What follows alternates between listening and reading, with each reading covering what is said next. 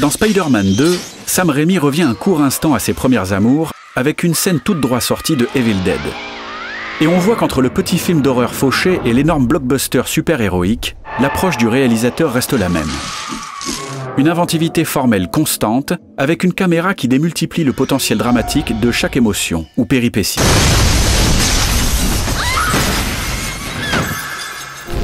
Et les problématiques des deux films ne sont pas si éloignées. Car dans les deux cas, Sam Raimi doit composer avec des contraintes strictes. Dans Evil Dead, si le gore est bien présent, l'étroitesse du budget le limite dans ce qu'il peut mettre à l'écran. Pour compenser, il fait alors de la caméra elle-même un véritable personnage, voire le démon du film. Dans Spider-Man, la classification tout public l'empêche d'être explicite en termes de violence graphique.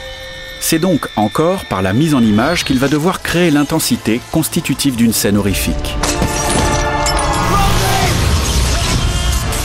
I suggest we cut off these mechanical arms, slice up the harness, and if need be, consider a laminectomy with posterior spinal fusion from C7T1 to T12.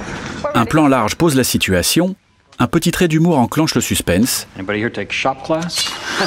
et la suite, en 8 secondes et 9 plans, résume tout le style de Sam Raimi. Sensitif et débridé, le réalisateur sait aussi se faire synthétique. Pour faire monter la tension, il mise sur des plans rapprochés. Et un plan montre bien son sens de la composition. Le cadre condense 3 péripéties, le début de l'opération, l'arrivée de la tentacule mécanique, la réaction du chirurgien. Le découpage de cette courte scène est limpide.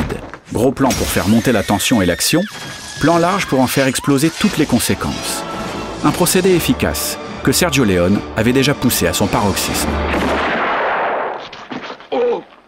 Pour amplifier l'impact de l'action, chaque choc se fait sur une coupe. Et le montage joue sur des chevauchements d'images qui permettent d'amplifier les mouvements tout en laissant au spectateur le temps de lire la scène.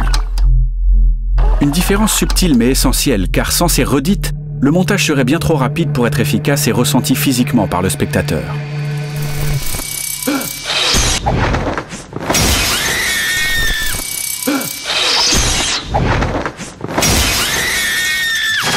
La menace se dévoile alors enfin en plan large et la suite de la scène se construit avec la même volonté de dynamisme permanent. Pour cela, Sam Raimi entremêle toujours les péripéties. Que ce soit au sein de ses cadres, dans lesquels le réalisateur installe souvent plusieurs actions, plusieurs mouvements, avec des compositions travaillant la profondeur, et le jeu avec les entrées de champ, ou que ce soit dans le montage, alterné, qui entrecroise les attaques des différentes tentacules.